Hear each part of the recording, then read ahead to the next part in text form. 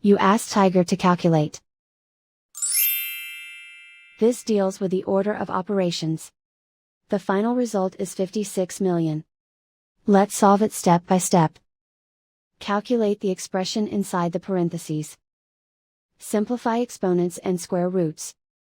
10 to the power of 6 equals 1,000,000. Perform any multiplication or division, from left to right.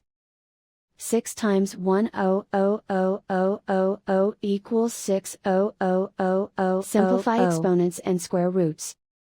10 to the power of 7 equals 1,000,000. Perform any multiplication or division, from left to right.